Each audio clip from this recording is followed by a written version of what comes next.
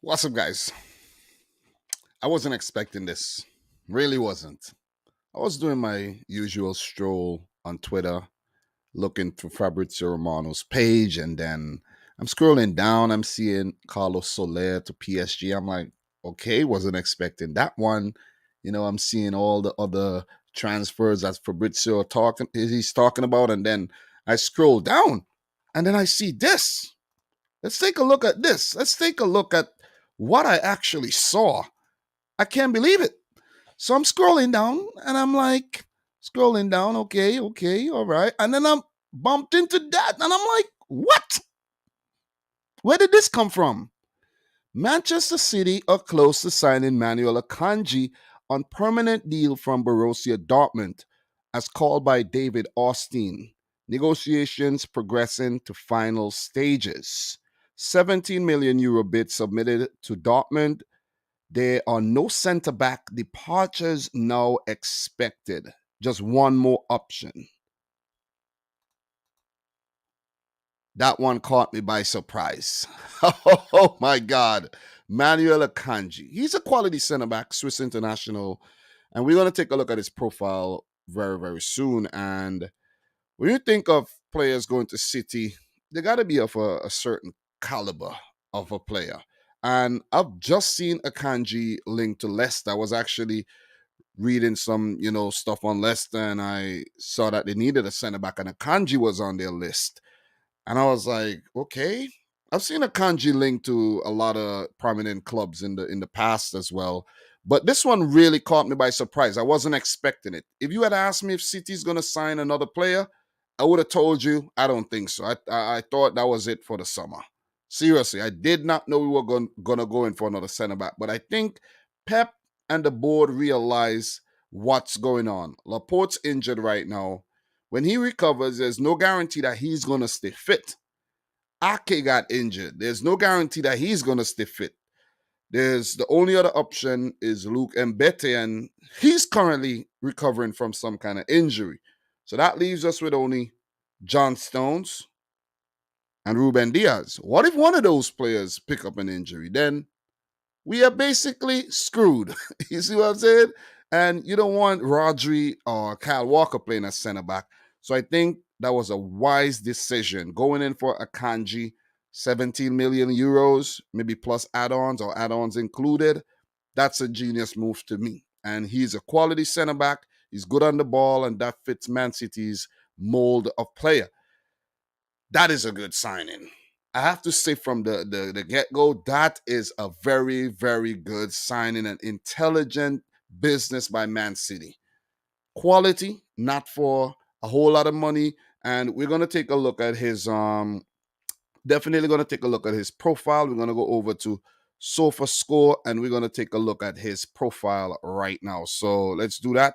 And let's take a look at Manuel Akanji. So Manuel Akanji, and he's a very, very and that's something I have to actually talk about.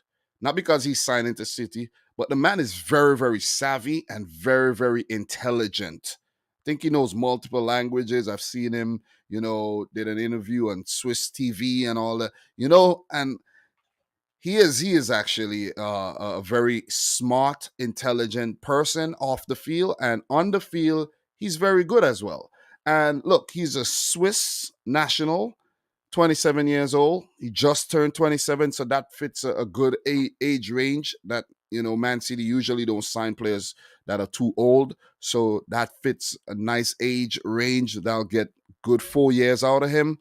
He's 6'2", provides some height, not overly tall, but still he's taller than me, so he has to be kind of tall. He's a right footer. He's a defender, of course.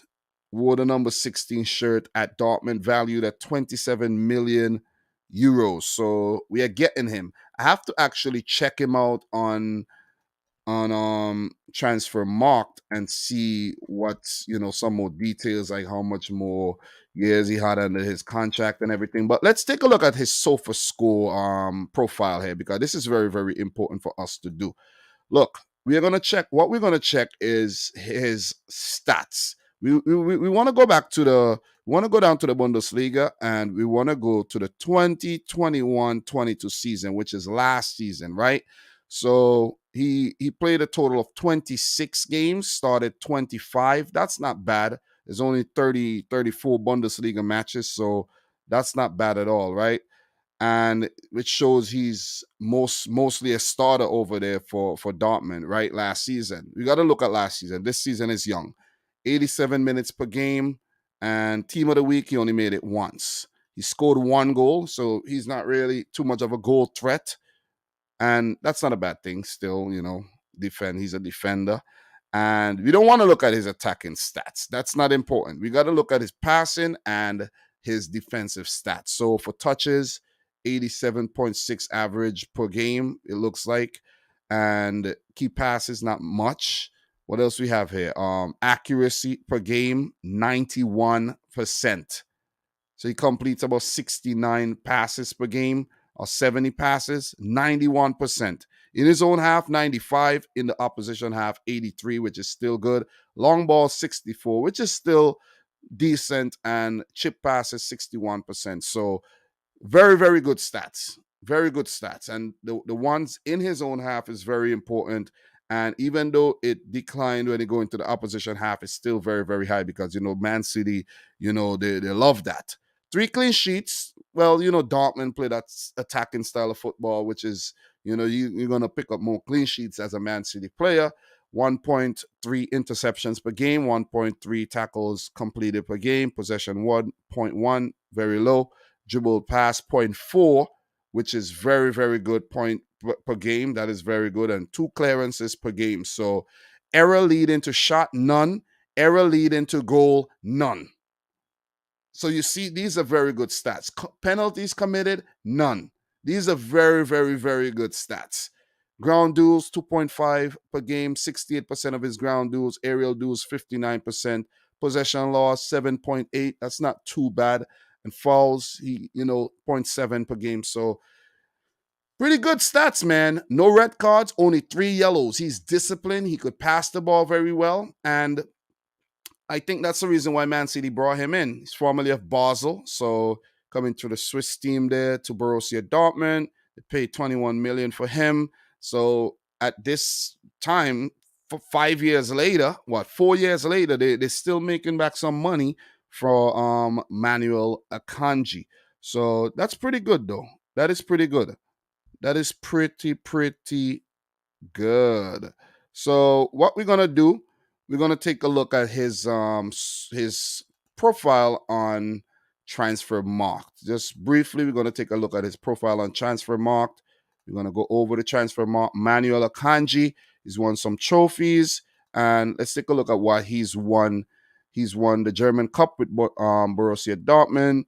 He won Swiss champion twice with Basel. German Super Cup with Dortmund, and a Swiss Cup winner with Basel as well. He could have won more things.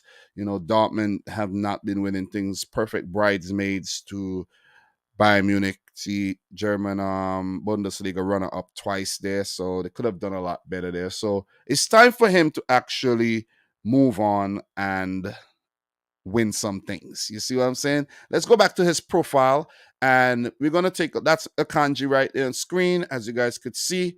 And very intelligent player, man. Does play for the Swiss national team. And you can see current rumors, Man City, 95%. And I spoke about his link to Leicester, 35% there. But that's not going to happen. He's going to play for Manchester City this season. Has Nigerian background. That's important to know. So, Swiss international, Swiss citizenship. And I spoke about how he's right-footed already. His contract expires next season. So that's the reason why also he is going for that cheap, because I think if he had like 2 more years on his contract, let's say 3 years left on his contract, he could have actually gone for more money than that. Of course, Dortmund would have wanted more money for, a quality player. We look at all season stats here, and we're going to get some stats by clubs, right? As center back, he's played 244 times, 12 goals, 7 assists. He played at a right back a few times, left back a few times. So he does have some versatility in here there. So look, in terms of clubs, 158 appearances for Borussia Dortmund, 58 for Basel, and FC Winterthur 37. So he came to the academy there at Basel and Winterthur. So that name is very weird to say though. So look, he does have Champions League experience as well with Borussia Dortmund. I'm pretty sure he played against Man City last season. Let's take a look at that. Was it last season or the season before? I can't even remember though. So last season in the Champions League, I want to get to the Champions League. I don't know why it went over there, but in the Champions League, well, we have all his Champions League stats here actually. And against Manchester City, it was last year, but it was not last season. It was just last year. And Dortmund lost 2-1 in both legs. And Akanji played the 90 minutes. So he has experience against Manchester City. And if you can't beat them, what you do?